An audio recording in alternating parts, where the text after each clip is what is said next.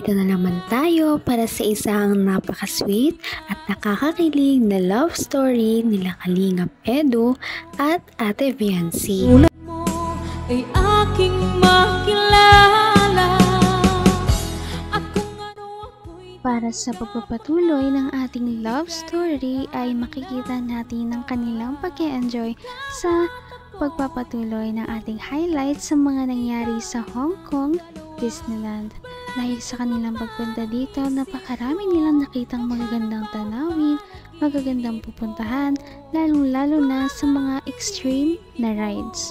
Ngunit bago sila pumunta dito ay pumunta muna sila sa harap ng pinakasikat na Disney Palace dito sa Hong Kong Disneyland. Lahat ay nagpapapicture dito dahil para kang prinsesa o prinsipe kapag nasa harap ka nito.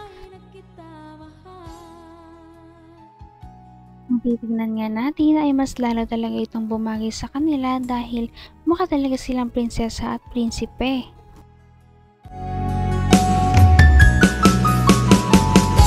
Ang nais ko lang... Ako, kahit saan, basta kasama ka, maganda. Ito, kung wala ka siguro, baka hindi pa masyado ma-enjoy. Totoo yun. Naalala ko tuloy yung sa Enchanted Kingdom. Oo nga, no? Maganda din yan pero mas maganda talaga ito. Sabi ko naman sa'yo, di ba? Sabi ko sa'yo, wala sinabi yun.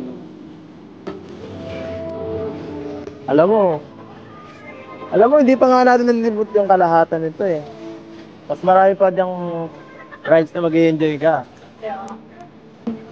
Siguro, baka naano ka lang rin kasi may mga ibang tao, di ka masyado enjoy. Naiisip ko, susunod siguro, punta tayo dito kahit tayo lang dalawa. Pag ano ka na, tayo. Ay, hindi pwede yun. Bakit? Sama dapat sila mamang para ma-experience naman. Sige, sama natin sila para happy family kayo. Basta kasama ako din, ha. Enjoy ka naman so far. Sobra. Parang napipilitan ka, ha. Ano na pipilitan? Ilang halata Masaya ka ba? pero sobrang... Kung ano ako'y tanggap mo na, hindi ka rin nag-aalilangan pa. Nakakatuwa naman si Ate Viancy dahil kahit niyaya na nga siya ni Kalingap Edu ay naisip pa rin talaga niya ang kanyang pamilya. Sana daw sa kanilang next na pagpunta ay hindi lamang silang dalawa kundi kasama ang kanyang buong pamilya.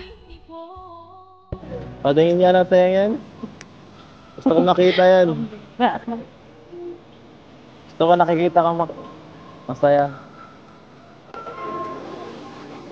Ako rin, gusto kong nakikita kang masaya. Gaya ngayon. Oo ba yan? Para kang bata kanina. Kahit sino naman siguro, kung nakapunta dito, magiging parang bata. Pangarap to ng karamihan eh. Kahit matanda ka na talaga pag nandito ka, lumalabas yung Ano mo, child. Pero mas gusto ko yung yung ganyan ko. Isa yung lagi kang seryoso. Ako din. Gusto ko rin lang. Medyo ka. Mas okay lang kahit maging kalog ka. Para at least hindi ko palaging iniisip kung anong nasa isip mo. Nalilito ako minsan. Hindi ko alam kung galit ka o ano. Hira. Gusto ko lang mas maging Hindi ko lang talaga alam kung paano magpapasalamat kung mga nangyayari sa akin ngayon. Saan ako makakapunta. wala. Wala naman yung sa Naman ang bawat panaginip ko, ikaw lang ang Sobrang nagpapasalamat nga daw si Ate Biancy at hindi niya alam kung paano niya ito ipapakita dahil sa dami na ng dinulong ng Kalingap team sa kanya, lalong-lalo na ng kanyang ka-love team na si Kalingap Edu.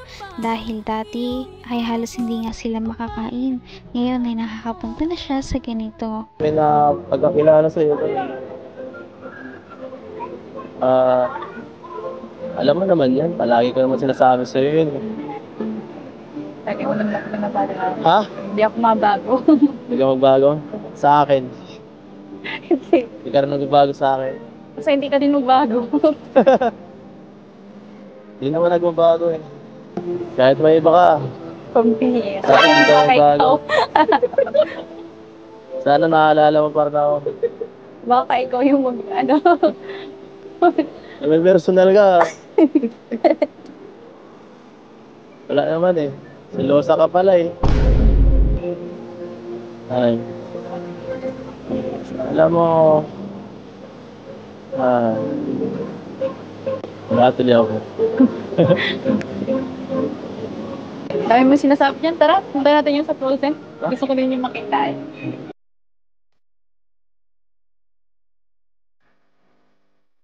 Kuya ba, ano nangyari? Ano nangyari? Tika ba yung natake na? Natake na ata yan. Hi po. Hi po. Hi po. Okay, Hi po. Kalingap Rob. Yes. Hi po, sir. Hi po. Frozen World. Ben! Si Krista! Hanggang wakas ay tayo ng dalawa. Palagi kang naman ang isip. Nakakatuwa din si Ate Biancy dahil kahit na gaano nakalayo ang kanyang narating dito sa nakaraang taon ay grabe pa rin talaga ang kanyang pagka-humble at hindi pa rin talaga siya nagbabago ng ugali. Mabait pa rin siya, medyo mahiyain pero medyo nag-evolve na rin siya pagdating sa kanyang self-confidence.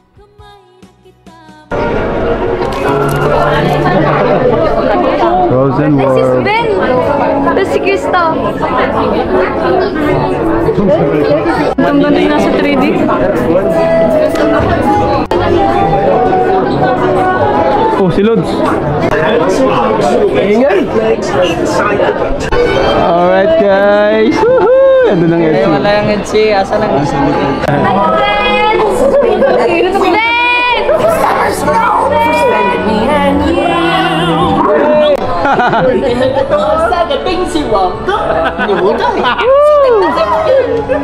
Tell us the story again, please.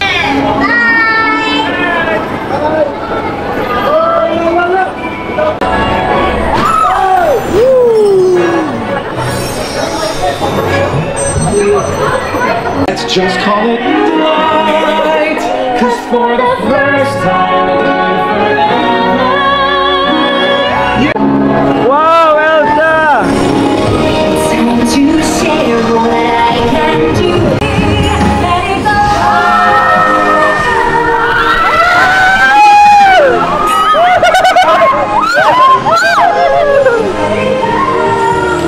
Guys, ayun picture namin.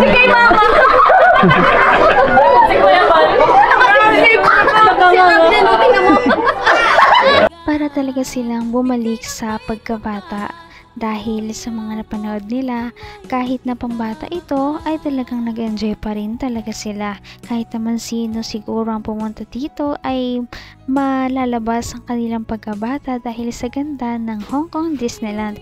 Ngunit hindi pa yan dyan nagtatapos dahil meron pa itong pagpapatuloy sa ating susunod na video.